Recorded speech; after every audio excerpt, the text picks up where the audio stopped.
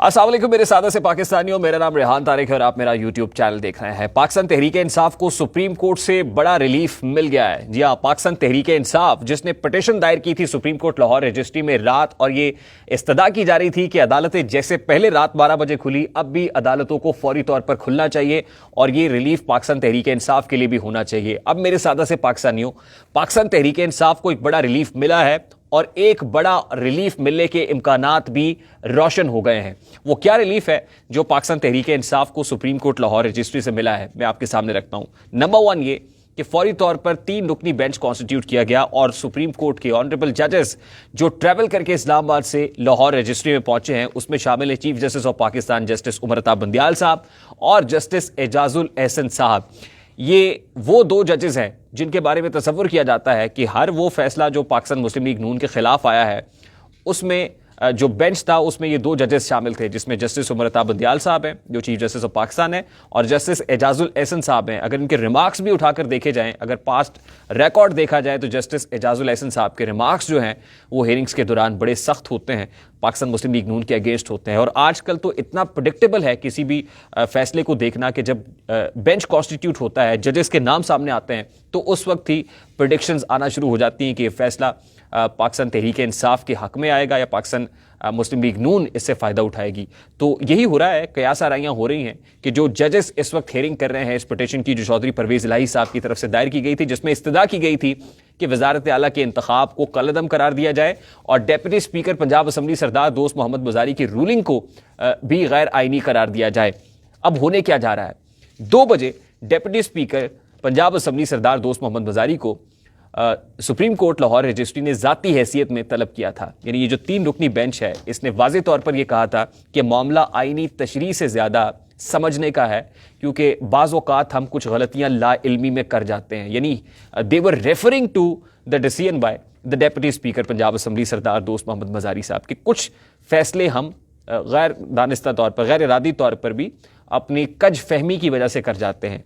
जाहिर है दोस्त मोहम्मद बुज़ारी साहब क्योंकि कोई लीगल एक्सपर्ट नहीं है, कोई कानूनी माहिर नहीं है, कोई वकील नहीं है, तो शायद वो रेफर कर रहे थे उस तरफ कि उनकी अंडरस्टैंडिंग लीगल मामलात की शायद कम है, इसलिए कुछ फैसले गैर इरादी गैर दानिस्ता तौर पे भी हो सकते हैं, शायद कम इल्मी की वजह से हो सकते हैं। तो वो कहते हैं कि अब इसकी तशरीह मकसूद नहीं है, आर्टिकल 63 की तशरीह हो चुकी। हमने समझना है कि डेप्यूटी स्पीकर ने जब ये फैसला दिया, ये रूलिंग दी, तो उनके जहन में क्या चल रहा था। अब इस पर भी तनकीद हो रही है कि जिस वक्त कासिम सूरी साहब जो डेप्यूटी स्पीकर कौमी असम्बली थे उन्होंने रूलिंग दी जिसको सुप्रीम कोर्ट ने गैर आइनी करार दिया, तो उस वक्त कासिम सूरी साहब को तो सुप्रीम कोर्ट ने नहीं बुलाया था, तो डेप्यूटी स्पीकर पंजाब असम्बली को सुप्रीम कोर्ट ने क्यों बुला लिया है? क्योंकि स्पीकर जो है उसको इम्यूनिटी भी, उसको कवर भी हासिल होता है और खासतौर पर पार्लिमानी प्रोसीडिंग्स जो है उनको तो वैसे ही कवर हासिल होता है। लेकिन मेरे सादा से पाकिस्तानी, जब हम पार्लिमान के फैसले में, कल रात से कह रहा हूं कि जब पार्लिमान के फैसले कोर्टों में होंगे, अदालतों में होंगे, तो फिर पार्लिमानी सुप्रीमेसी या सुप्रीमेसी ऑफ द पार्लियामेंट तो चैलेंज हो जाती है, फिर उसकी साख तो मजरू हो जाती है, क्योंकि अब फैसले अदालतों ने करने हैं, अब फैसले पार्लियामान के अंदर नहीं हो रहे, क्योंकि पार्लियामान को तो ताला लगा देना चाहिए, वहां पर एक डेड लॉक है। अब फैसला होना क्या है?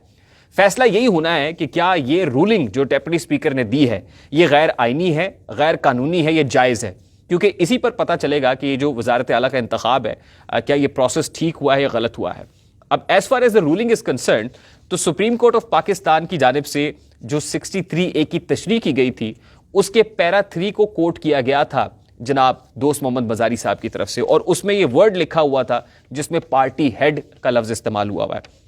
और आर्टिकल 63A को अगर देखा जाए तो उसमें भी ये लिखा हुआ है कि एनी मेंबर हु वोट्स और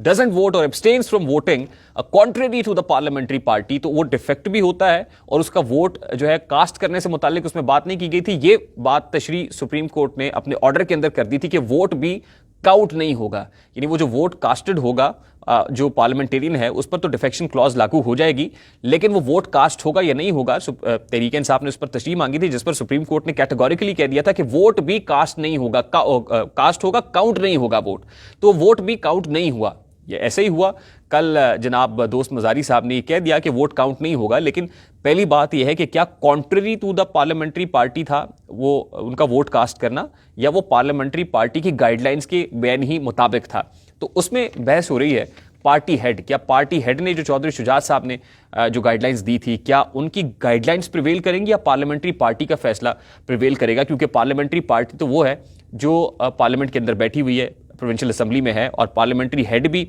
परवेज इलाही साहब ने अपने बाद साजिद भट्टी साहब को नॉमिनेट कर दिया था। तो आर्टिकल 63A के अंदर पार्लियामेंट्री पार्टी लिखा हुआ है, पार्लियामेंट्री हेड नहीं लिखा हुआ। और अगर पार्टी हेड की बात पार्टी हेड नहीं लिखा हुआ, और अगर पार्टी हेड की बात है तो पार्टी हेड का रोल तब आता है जब कोई डिक्लेरेशन देनी होती है उस मेंबर को, या शो कॉज करना होता है। तो उस वक्त यानी जो उस मेंबर के खिलाफ कार्रवाई में पार्टी हेड का रोल आता है, उसके वोट के कास्ट करने में और डिफेक्शन क्लॉज उसके काउंट करने में या ना करने में पार्टी हेड का रोल नहीं है। इसी तरह से जो आर्टिकल 63A से मुतालिक तशरीह में पैराग्राफ 3 है इस वक्त सुप्रीम कोर्ट ऑफ पाकिस्तान का, तो उसमें तो वाज़ेह तौर पर यह भी लिख दिया कि वोट डाला जाएगा, वो वोट काउंट नहीं होगा, डिफेक्शन लग जाएगी irrespective of any declaration from party head. इसमें तो ये तक लिखा हुआ है कि पार्टी हेड की कोई डायरेक्शन आती है या नहीं आती है, वो मेंबर के ऊपर डिफेक्शन क्लॉज भी लग जाएगी और उसका वोट भी रिजेक्ट हो जाएगा।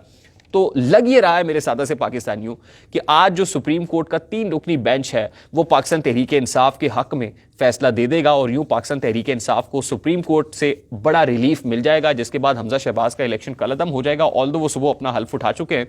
कलअदम होगा और वजीर आला परवेज इलाही साहब सामने आ जाएंगे। लेकिन ऑब्वियसली मैटर इज ऑलरेडी सब जुडिस इन द कोर्ट। कोर्ट में क्या होता है, प्रोसीडिंग्स चल रही हैं, दूध का दूध और पानी का पानी हो जाएगा। लेकिन एक बात याद रखिए कि हमारे यहाँ सुप्रीम कोर्ट में फैसले हो रहे हैं, और आपको पता है सुप्रीम कोर्ट में होने वाले फैसले कहाँ होते हैं। वो फैसले वहाँ होते हैं जहाँ से व्हाट्सएप आते हैं,